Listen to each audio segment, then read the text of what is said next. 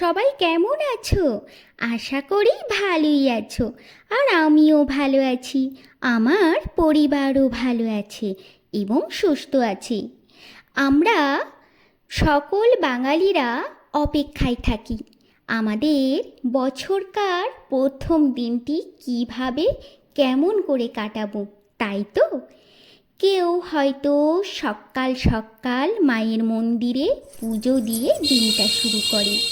কেউ বা কোনো জায়গায় ঘুরতে গিয়ে সকাল সকাল এই দিনটা শুরু করে।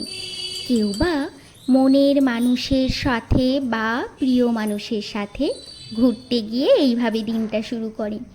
কেউ বা বেশিরভাগই কম বেশি মানুষ হয়তো রান্না বান্না, ঘরকন্না, পুজো আজ্ঞা পাঠ এই দিয়ে শুরু করে, তাই তো? সেই রকম আমিও সকাল সকাল বাসি কাজ সেরে, নিত্যদিনের যে কাজ থাকে সেইগুলি সেরে চান ধান করে নিয়ে আমিও সেই পুজো পাঠের কাজই হাতে লাগাবো। এইভাবেই আমার বছরকার প্রথম দিনটি গেল। তবে আমাদের দিদিভাই যে আসেন কাজ করতে দেয় হাতে হাতে, সেই দিদিভাই কিছু কাজ করে দিয়ে গেছেন।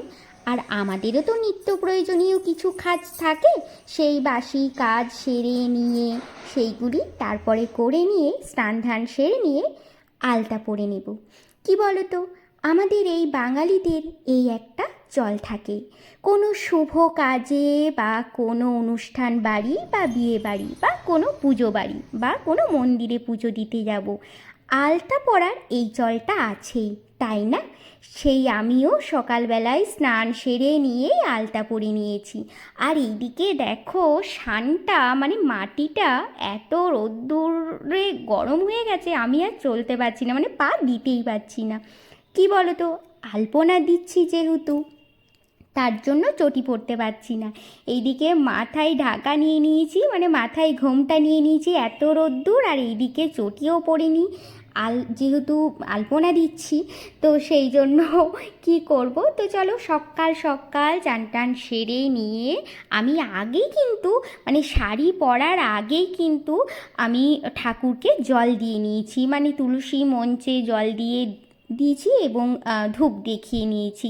নিত্যদিন তো তুলসী মঞ্চে পুজোর সময় জল দেয়া হয়, কিন্তু বৈশাখ মাসের প্রথম দিনে কি বলতো, মানে ছোলা ভিজিয়ে রাখা হয়, মানে কাঁচা ছোলা, সেই কাঁচা ছোলা ভিজিয়ে তুলসী মঞ্চে ধূপ ফুল জল এবং ছোলা দিয়ে তুলসীকে প্রথম বৈশাখ মাসের দিন থেকেই আমরা করে থাকি, জল দিয়ে থাকি।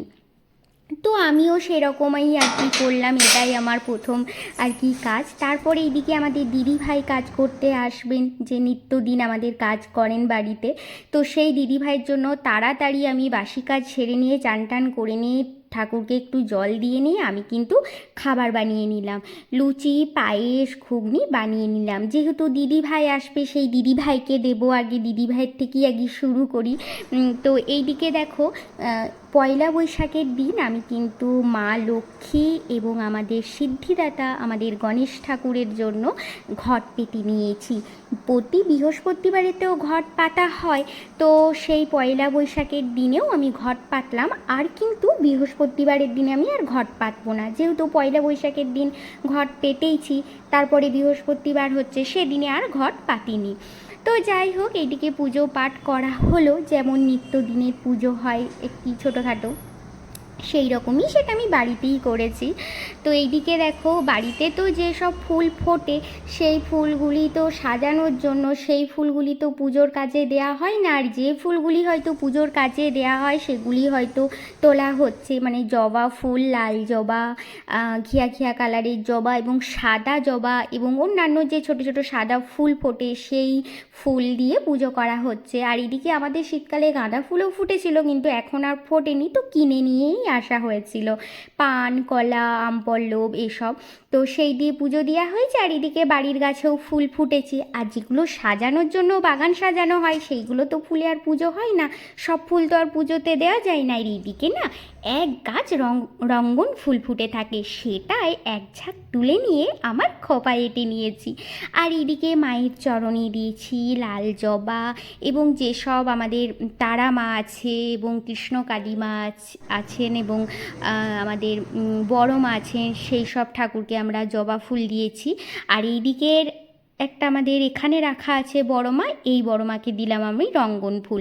আর ঠাকুরের কাছে যে আমাদের বড় মা আছেন সেই মাকে দিলামও আবার জবা ফুল। আর এইদিকে কী বলো তো, ঝরে যাওয়া যে পাপড়িগুলো পড়ে থাকে সেগুলো আমি কুড়িয়ে নিয়ে আসি, দিয়ে বাড়িতে যে শোপিস রাখা আছে নৌকা, সেই নৌকায় আমি গোলাপ ফুলের পাপড়ি, রঙ্গন ফুলের পাপড়ি, যেদিন যেমন ফুলের পাপড়ি পড়ে থাকে সেগুলো কুড়িয়ে নিয়ে বাড়িতে টি টেবিলের কাছে আমি জল দিয়ে সাজিয়ে রাখি। বা পেতলের যে র্যাক থাকে, পেতলের যে একটা আমার র্যাক আছে ডাবা মতো, ওটাতেও সাজিয়ে রাখি, বেশ ভালো লাগে। আর এইদিকে কি জানো তো, এই জন্মদিনে আমার এই কড়াইটা কেনা হয়েছিল পেতলের। তোমরা আগের ব্লগে আমার দেখেছো, এই কড়াইটা কেনা হয়েছিল অগস্ট মাসে। তো আমি ভেবেছিলাম দুর্গাপুজোর সময় আমি এই কড়াইটাই রান্না করব। তো দুর্গাপুজোর সময় যেহেতু শ্বশুরবাড়ি চলে গেলাম, তো আর রান্না করা হলো না। তো পয়লা বৈশাখের দিন থেকেই আমি এই কড়াইটাই রান্না করছি, মানে আমি রোজ রান্না করব এই কড়াইটা, সেই জন্যই কেনা হয়েছে পেতলের। আরেকটা পেতলের কড়াই আছে, সেটা আমার ভোগের কাজে লাগে, ঠাকুরের ভোগ দিই সেই কাজে লাগে। আর এইটা ভাবছি আমি নিত্যদিন রান্না করব। তবে এই কড়াইটা না আমি নিরামিষই রান্না করব, মানে প্রথম পয়লা বৈশাখের দিন থেকেই শুরু করলাম, যেহেতু নিরামিষ রান্না করলাম।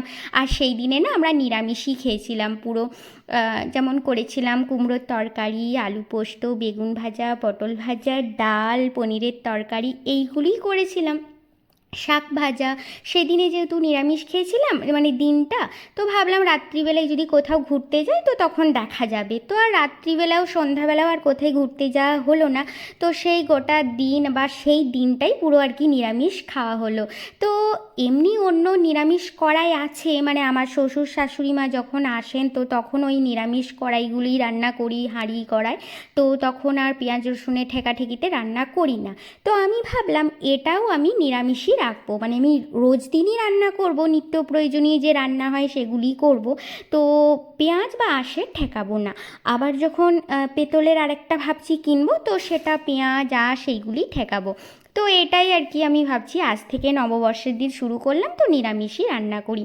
এইদিকে কি বলো তো, আমার 7টার আগে রান্না হয়ে গেছে পায়েস, ঘুগনি, আর এদিকে লুচিও ভেজেছি। আর যেহেতু দিদিভাই আজ বলেছে সকাল সকাল কাজে আসবো বৌদি, তো ওই জন্য ওই দিদিভাইয়ের জন্য না আগে আমি ঘুগনি পায়েসটা করে নিয়েছিলাম, আর দিদিভাইয়ের জন্য কটা লুচি আমি ভেজে নিয়েছিলাম। যে দিদিভাই যেহেতু কাজ করে তাড়াতাড়ি চলে যাবেন, তো ওই জন্য দিদিভাইকে আমি তাড়াতাড়ি আর কি খেতে দিয়ে দিলাম, যে আজকে প্রথমবার সকালে আসবে শুধু মুখে, তো আমার বাড়িতে একটু খেয়ে নাও। তো তাড়াতাড়ি করি আর ওই দিদি ভাইকে আর কি খেতে দিলাম। তারপরে যখন আমরা 10টার সময় মানে খেলাম, তখন গরম গরম লুচি ভেজে নিলাম।